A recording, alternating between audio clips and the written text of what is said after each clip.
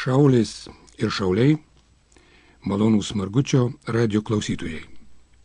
Rytoj, tai yra kovo mėnesio 4 dieną, sueina 42 metai, kai lietuvių tauta neteko vieno didžiųjų savo sūnų, o Lietuvos šauliai savo sąjungos įkūrėjo Vlado Putvio Putvinskio. Paprastai įžymaus žmogaus mirties sukaktį minint yra priimta iškelti jo nuopelnus. Aš šią progą į Putvį norėčiau žvilgterėti iš kitos, gal kiek neįprastos perspektyvos. Temos vedamoji mintis – senasis Putvis ir naujieji mes. Čia vaizdui paryškinti noriu įterpti įvykį susijusį su kitu įžymiu lietuviu.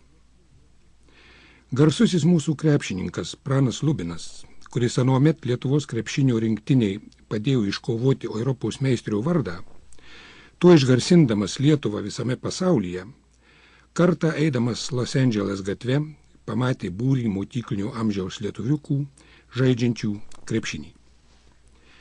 Nudžiugęs jis priartėjo prie jaunuolių, sugavęs sviedinį įmetė keletą krepšių ir davė keletą pamokymų.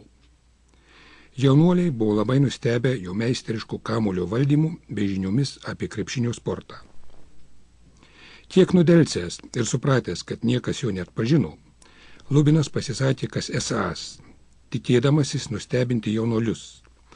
Tačiau koks didelis buvo jo nustebimas ir nusivylimas, kai paaiškėjo, kad niekas jo ne tik iš pavardės neatpažino, bet ne vienas jaunuolių apie jį net nebuvo girdėjęs. Gal sugretinimas Putvio su Lubinu nėra lygiagretus, tačiau jis yra relatyvus, nes veržiasi mintin klausimas, kas atsitiktų, jei Vladas Putvis šiandien staiga prisikeltų ir atžingsniuotų į kurį nors jaunų lietuvių sambūrį. Ką jis rastų? Ar jį kas atpažintų? Ar jį ir iš pavardės kas be prisimintų? Labai abejotina.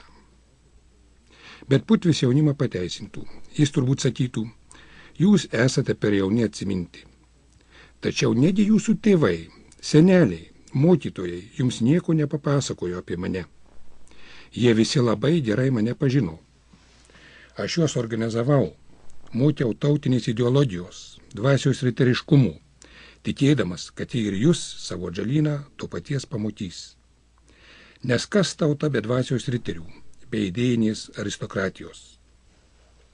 Putvis buvo žmogus, kuris neieškojo asmeniškos garbės, bet jis mėgo jaunimą ir nuoširdžiai rūpinosi jo tautinės sąmonės brandumu. Kadangi jis pokalbiuose mėgdavo argumentuoti svariais pavyzdžiais, tai galima daleisti, kad jis pokalbį su jaunaisiais tęstų sekančių minčių linkme. Esame tremtiniai, tauta be valstybės.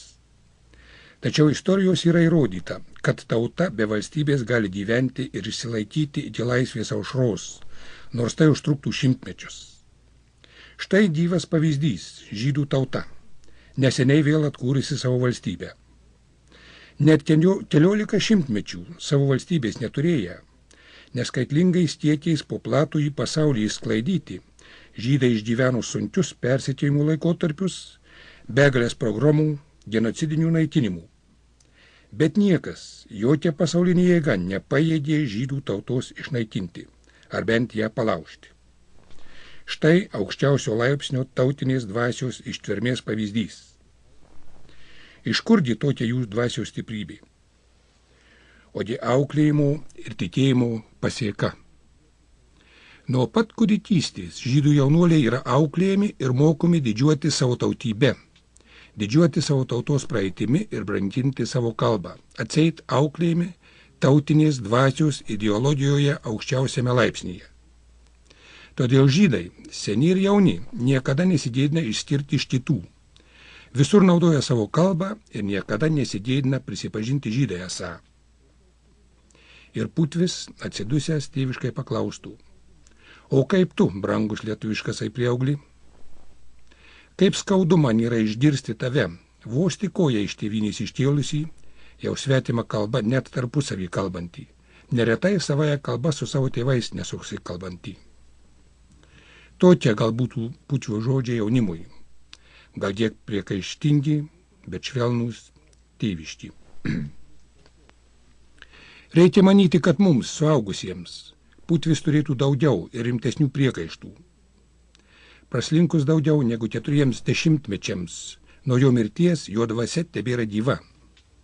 Jo mokslas, jo idėjinis palikimas šiandien galioja kaip ir anuomet. Kaipgi tad mes, jo palaikonys, svetur atsiradę, jį atsimename. Kaip jo mums užduotą misiją vykdome. Ieškant labai švelnaus atsakymo, reikia vis tik pripažinti, kad mes pasikeitėme, aptingome. Galvojame, kad gražiai apie tėvynę pakalbėti, vieną kitą dolerį paaukoti jos laisvinimo reikalams ir gana. Ne taip Putvis laisvės darbą suprato. Jis liepdavo patiems tame darbe dalyvauti, ne tik kūnu, bet ir siela. Jis įpareigodavo.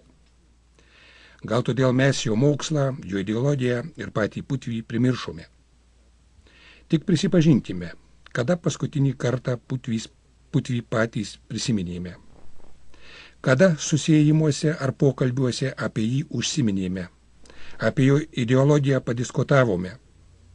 Kuris tėvas ar motina, kurie Lietuvoje su pasididžiavimu nešiojame šaulio ženklą ir rėmėme jo idėją, papasakojame karo ar pokario metais gimusiems mūsų vaikams apie Putvį, jo asmenį, jo nuopelnus tėvyniai.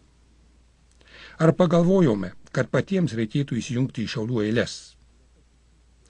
Įdomu būtų išgirsti, kiek lietuviškų mokyklų, greta kitų kuo nors tautai nusipelnusių asmenų, skiria bent pusvalandį per metus Vlado Putvio paminėjimui. Vlado Putvio nebėra. Tačiau jo nuopelnai tautai yra dideli, jo dvasinis palikimas yra milžiniškas. Jis liečia kiekvieną mūsų. Todėl kiekvieno lietuvio moto turėtų būti šie paties Putvio žodžiai.